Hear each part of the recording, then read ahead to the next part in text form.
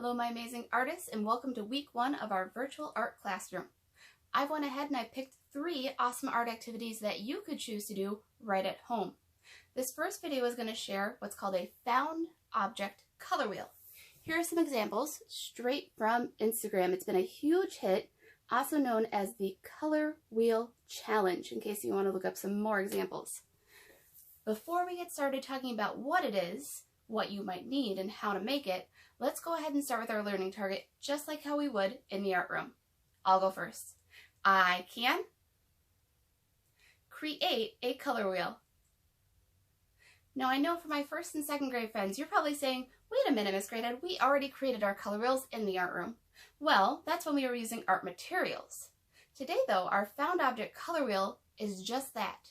You're going to be looking around your house or home to find different objects to make up your color wheel. Now the one art material that you might want to have handy is a color wheel itself to help reference what colors you are looking for. If you don't have one handy like I have here with my NASCO color wheel, you can also pull up a color wheel on your computer to look at and reference. I'm going to go ahead right now. I'm going to look around my own home and I'm going to try to find as many colors as I can.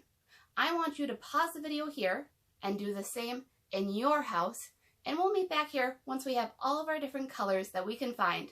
All right, I'll see you all in a moment. Have fun. All right, friends, here are some of the different items that I found in my own home to help build my color wheel.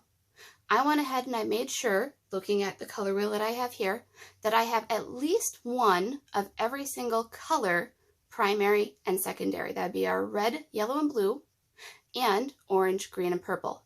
The more items you have, though, the more variety your color wheel will have and the more interesting it will be.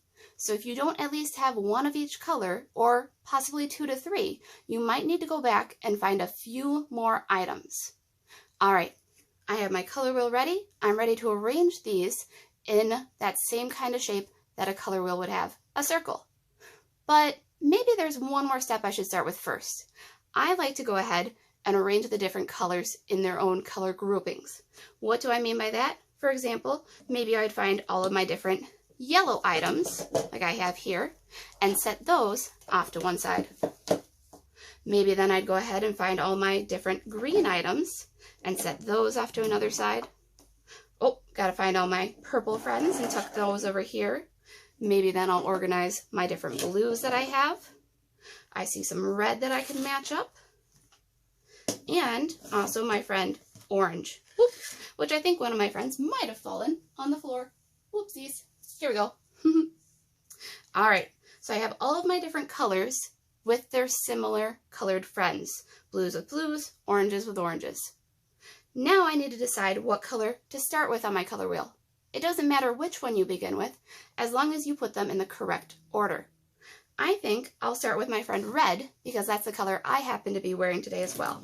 So I'll take my red friends and group them together. Now I can either go to the color next to red, or I can also look across from red at green. This is called a complementary color when you pick colors that are across the color wheel. I'm going to be talking more about complementary colors in my third activity this week, if you would like to know more. So I'll go ahead and find my green friends and put them all the way across from my red on my color wheel. Now I can start filling in the colors that go in between red and green. For example, my friend blue might go ahead and tuck over here. And next to blue, I'll find my friend purple on the color wheel. I'm looking back at my color wheel for reference to remind me, oh, yep, my friend orange would be next. And last, but certainly not least, sunshiny yellow.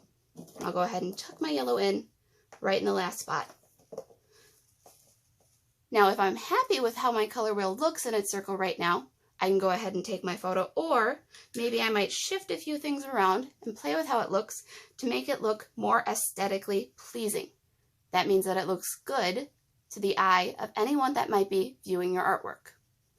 Now that I have it all arranged, I'll go ahead and pull my color wheel out.